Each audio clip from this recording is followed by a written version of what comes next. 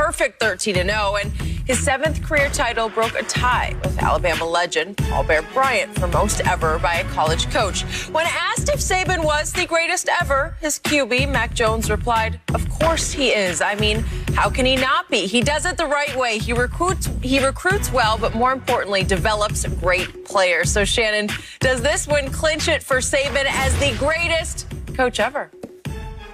For me, he had already done that, Skip, considering what he had done at 2 different programs. And if you remember, Skip, Les Miles won a national championship with LSU with the players that he all recruited. So he had left and gone to Florida, had gone to the Dolphins, obviously, and then he comes back. Skip, 7 titles in this era. He got 6 in 12 years. And as he said with last night, we were talking to Scott Van Pelt, I just happened to turn it on, Skip. He says, "It's the 2 that I lost that keep me up at night." The man, Skip, the man who won 7 titles, he says, but it's the 2 that he lost that keeps him up. And you look at what he's doing in it, Skip, 11 of the last 15 years, the national champions come out of the SEC. Yep. That's what he has to play every single year. That's true. He's playing LSU. They're in his division.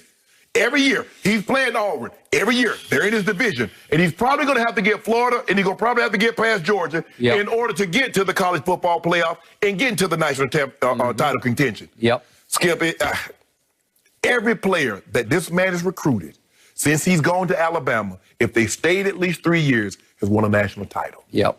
He's been to 8 national championship games in 14 years. He's won 6 in 12 years. And if you look at if you look at the players that he put into the NFL, Skip, I don't know, it's irrefutable now. The 2 greatest college football coaches in the history of college football both coached at the same university, the University of Alabama. Coach Paul Bear Bryant and one St. Nick Saban. Skip, there ain't no question about it now. He stands alone. If you got a Mount Rushmore of college coaches, I don't know who the other 2 faces going to be. Probably Woody Hayes, because he has 5, but Coach Saban is to the far left. Coach Bryant is next to him. Okay, you put Coach Hayes there, the 3rd slot. Now, I don't know. You want to go Frank Leahy? You want to go somewhere else, Skip, with the great Notre Dame teams? You want to go Jim McKay, John Robinson? I don't care. But Coach Saban stands alone. He's on Mount Olympus, and he's by himself right now. So that is hard to argue at this moment, 7 national championships. My only issue with Coach Saban is he was always known as a defensive specialist, a guru, maybe even a defensive genius. Yes. That has not been the case at Alabama. He has become more of a CEO of a recruiting dynamo. It's a machine. It's a juggernaut, a recruiting juggernaut that just feeds off itself year after year. And going forward, this recruiting period, they just won. They swept. They number 1 in the 2021. So here we go again. They signed, what was it, 3 of the top 8 receivers coming out for next year's class. Really.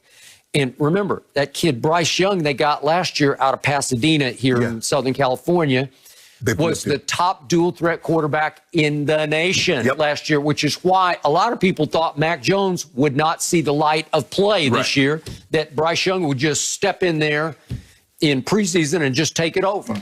And no, Mac Jones knows he knew the system, and he's got a little swag to him too. Yes. And he just said, no, I got this. And it was clear, obviously, to Coach Saban from the start, no, we got to go with it. He's a junior, but I think he's a 4th year. Yeah, he's a 4th year junior. Because he's on that. He came in with Devontae. He was on that national championship team with 2 or 3 game-winning touchdowns. Correct. Okay. So they are just loaded with it. Their offensive line is a pipeline to the National Football League. They did it again. They did it again. So for me, as the CEO of this, what I admire the most about what he has done at Alabama is they started out as a defensive juggernaut. Right. But then there was a good quote from him I read in USA today.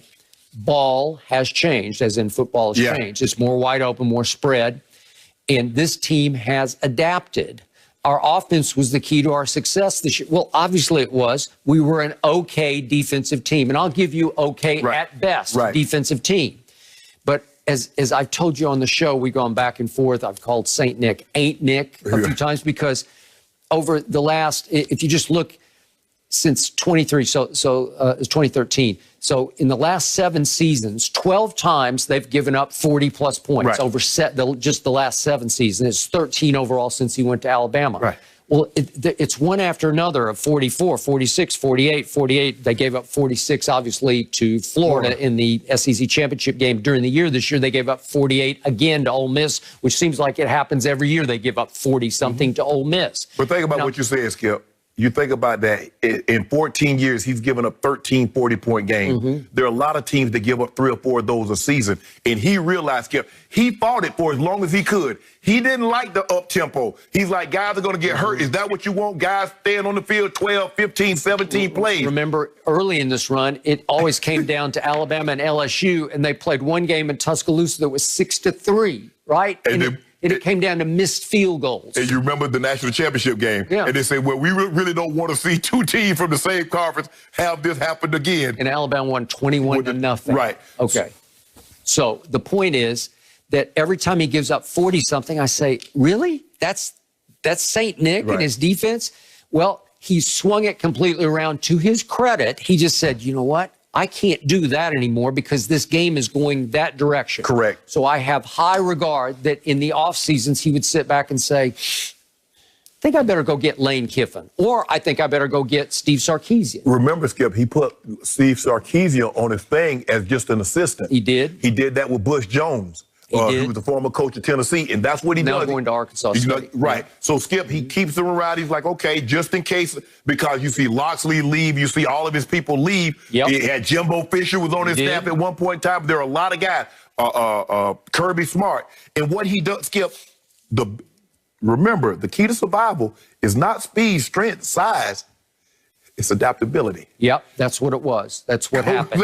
He adapted. He adapted. On the fly. And you have to swallow your own defensive ego because to do he's that. a defensive guy, Skip. Yep. But everything is wide open. You can't, Skip, the days of holding somebody to 10 points consistently, like they could do when he first got there, when they had all them stud defensive players, Skip. They had the C.J. Mosley. They had all those big-time defensive linemen. It's not like that anymore. It's too much space. The guys are too good. And if you notice, Skip, I say, Skip, they're not the same team. That's why he inserted Tua over Jalen Hurts. Jalen Hurts was a phenomenal quarterback, Skip, but you got to be able to make the routine throws all the time. Mac Jones didn't miss a throw last night. So Tua helped, and then he hurt because he stuck with Tua going forward, and he was beat up and whatever. But then remember, he got to Clemson. This is the other loss. He lost to Deshaun the second go-around against Deshaun, and it took an all-world performance from Deshaun to win that game. 1 second on the clock, get through the game winner to Hunter Renfrow. Hunter Renfrow. Okay, and then Tua the second time around against Trevor Lawrence. That's what was Trevor Lawrence's coming out party. That was 44-16 Clemson. Right. And remember, Alabama was ahead 16-14 and then just got blown off the field 30-0. Yep. And I'm sure Coach Saban had to sit back in the offseason and say, I got to have a better quarterback. I got to get better. I need somebody who can be more efficient than that. And here they came back again. Skip, and I think the thing what makes Coach Saban, why I put him at the top, Skip, remember, there were only a handful of teams that used to be on TV. There were only a handful, maybe 3 or 4. And all the top prospects went to one school. They went to a handful of schools. Now, recruiting is universal. Guys go all over the place. I mean, just because you're in Florida, that doesn't mean you're going to one of the 3 Florida schools. Just because you're in Alabama doesn't mean you're going to Alabama. Or you're in Louisiana, you're going to LSU. And so now to go in there, and guys are basically saying, Skip, when you go to one of these schools, yes, you want to get an education. Who gives me the best chance to go play on Sundays? And right now they're looking at it, they say Clemson, they say Alabama, they say Ohio State. Gives me the best chance to go play, fulfill my obligation, and get myself out of the environment, which I can't. But mostly they're saying Alabama. Mostly they are. Because they're winning it every year. Well, after a while, you can't screw it up. You got too much talent. For the long last night, did he not have the best team? Yes. What do we always say? Man, if Coach Saban ever got a quarterback with that defense, with that offensive line and that running back. For the longest time, he didn't want a quarterback. No. He wanted a game manager. Right. He wanted somebody that he could win, 10-6 with if he had to. This is when you knew Coach Saban was a great coach, an all-time